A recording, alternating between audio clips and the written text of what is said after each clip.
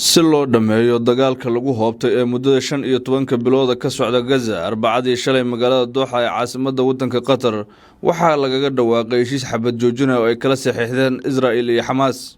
Heshiiskan ayaa ka dhigan in Israa'iil xabadda ay ka joojiso Gaza xabsiyadana ka sii deyso qaar ka mid ah maxaabiista reer Falastiin halka Xamaas ay sii deynayso lahaystayaasha Israa'iiliyiinta ah. dhexdhexaadiyaasha ayaa sheegay in heshiiskan uu dhaqangeli doono axadda soo socota ee toddobaadka nagu soo aadan inta ka horeysana ay ku xidhan tahay cid walba iyo sida ay u dhaqmaan. wejiga koowaad ee heshiiska ayaa socon doona 6 toddobaad wuxuuna ku bilaaban doonaa si tartiiba oo ay ciidamada Israa'iil uga baxayaan marinka Gaza. in Xamaas ay sii deyso 33 ka mid ah lahaystayaasha oo ay ku jiraan dumar iyo carruur iyo rag kale oo ay da'doodu ka weyn tahay 50 iyo in xabsiyada Israa'iil laga fasaxo ilaa iyo 1,000 maxbuus oo Falastiiniyiin oo qaarkood ay xirnaayeen 12 sano. shir jaraa'id oo uu Dooxa ku qabtay ra'iisul wasaaraha Qatar Mohammed bin Abdulrahman Al Thani ayaa wuxuu ku sheegay in dhexdhexaadiyaasha ay kala shaqeynayaan Israa'iil iyo Xamaas dhamaystirka tallaabooyinka kale ee ka dhiman heshiiskan. madaxweynaha Mareykanka Joe Biden ayaa isna hadal uu ka jeediyay magaalada Washington ee dalka Mareykanka Arbacadii shalay wuxuu ku sheegay in heshiiskan uu joojin doono dagaalka Gaza suurtagelin doonana in gargaar bini'aadanimo la gaarsiiyo dadka aadka ugu baahan ee reer Falastiiniyiinta ah ee ku sugan Gaza iyo in la sii daayo lahaystayaasha oo ay mar kale qoysaskooda si nabad kula midoobaan. ra'iisul wasaaraha Israa'iil Benjamin Netanyahu ayaa dhankiisa sheegay in heshiiskan uusan weli dhamaystirnayn hase yeeshee madaxweynihiisa ayaa sheegay in heshiiskan uu dhanka Israa'iil ka dhamaystirmi doono marka ay ansixiyaan golaha wasiirada. xogayaha guud ee qaramada midoobay Antonio Guterres ayaa carabka ku adkeeyay in muhiimadda hadda ay tahay dhimista mushkiladaha iyo in la yareeyo dhibaatooyinka ay wajahayaan dadka rayidka ee reer Gaza. qaramada midoobay ayaa hay'adaha kale ee caalamiga ah waxay ka ballan qaaday in ay dardargelin doonto dhammaan gargaarka bini'aadanimo ee aadka ay uga baahan yihiin reer Gaza. dagaalka Gaza ayaa soo bilaabay 7 Oktoobar sanadii 2023 wuxuuna sababay dhimashada in ka badan 46,000 oo reer Falastiiniyiin ah oo u badan dumar iyo carruur. Israa'iil ayaa sheegtay in weerarkii Xamaas ee koonfurta lagu dilay in ka badan 1,200 oo qof sidoo kalena la afduubtay tiro kale oo aad u badan.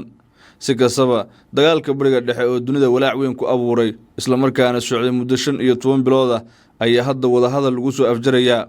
wadahadalkan ayaana dhaqangeli doona maalinimada axadda 19 bishan iyadoo uu rajeynayo in wadahadalkaasi natiijo wax ku ool ah ay ka soo baxdo. madaxweynaha cusub ee Mareykanka Donald Trump ayaa xilka la wareegi doona 20 bishan iyadoo oo xukuumadda Joe Biden oo xilka hadda ka sii dagaya uu qorsheynayo in libinta wadahadalkaasi uu isagu qaato isla markaana uu sii dardargeliyo ninka xafiiska isaga ka bedeli doona ee ah Donald Trump. Mareykanka ayaa Israa'iil aad uga caawiyay dagaalka reer Gaza ee kumanaanka qof lagu xasuuqay dalal kale oo reer galbeeda ayaana garab u ahaa. hase ahaatee dagaalka oo daba dheeraaday iyo dad badan oo ku geeriyooday awgeed Mareykanka iyo Israa'iilba hadda waxay qaateen wadahadal. Gaza waxa isugu soo baxay dad badan oo shacab oo soo dhaweynaya xabad joojintan waxaana Xamaas iyo dadka reer Falastiin ay sheegeen tani inay uga dhigan tahay guul. muddadii uu dagaalka socday dalalka caalamka ayaa laba u kala jabay qaarkood waxay taageereen Israa'iil waxaana horkacay Mareykanka UK iyo dalal kale oo reer galbeeda halka reer Falastiin iyaguna taageero ay ka helayeen dalal kale oo bariga dhexe ah oo ay ku jirto Iran iyo dalal kale oo Yurub oo fara ku tirisa oo uu ka mid yahay Ruushka iyo Turkiga. si kastaba muddo 15 bilood ah oo kumanaan qof geeriyoodeen waxaa la rajeynayaa in 19 bishan wixii ka dambeeyay muddo 6 toddobaad ah wadahadal lagu soo dabaalo dagaalkaasi muddada aadka u fog socday.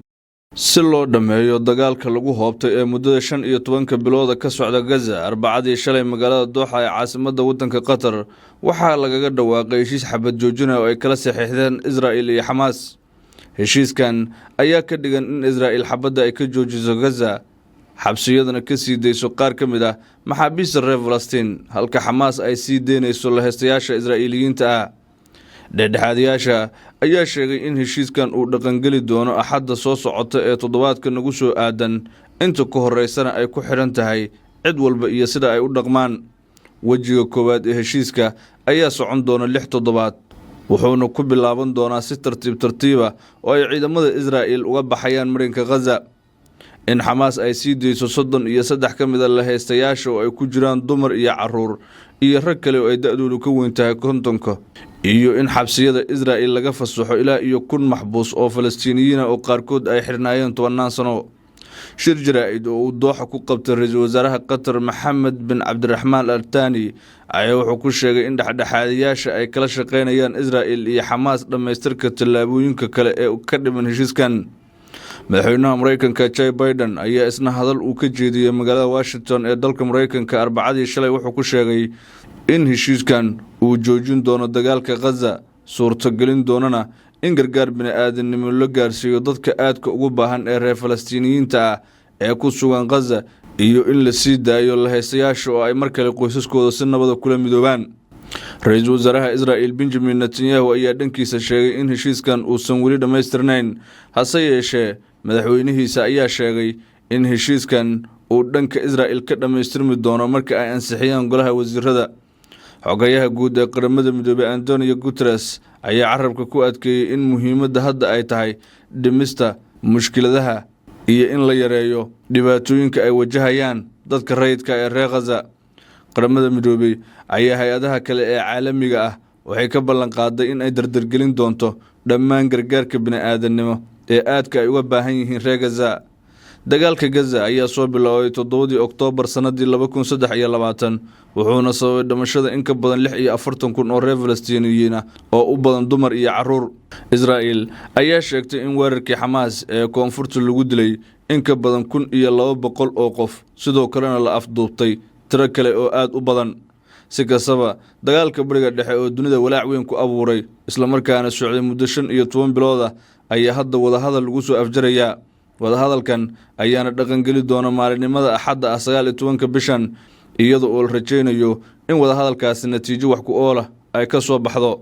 madaxweynaha cusub ee Mareykanka Donald Trump ayaa xilka la wareegi doona 20 bishan, iyadoo uu xukuumadda Joe Biden oo xilka hadda ka sii degaya uu qorsheynayo in libinta wadahadalkaasi uu isagu qaato, isla markaana uu sii dardargeliyo ninka xafiiska isaga ka bedeli doona ee ah Donald Trump. Mareykanka ayaa Israa'iil aad uga caawiyay dagaalka reer Gaza ee kumanaanka qof lagu xasuuqay. dalal kale oo reer galbeeda ayaana garab u ahaa, hase ahaatee dagaalka oo daba dheeraaday iyo dad badan oo ku geeriyooday awgeed Mareykanka iyo Israa'iilba hadda waxay qaateen wadahadal.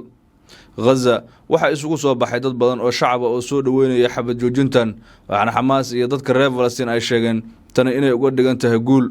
muddadii uu dagaalka socday dalalka caalamka ayaa laba u kala jabay, qaarkood waxay taageereen Israa'iil waxaana horkacay Mareykanka, UK iyo dalal kale oo reer galbeeda, halka reer Falastiin iyaguna taageero ay ka helayeen dalal kale oo bariga dhexe ah oo ay ku jirto Iiraan iyo dalal kale oo Yurub oo fara ku tirisa oo uu ka mid yahay Ruushka iyo Turkiga.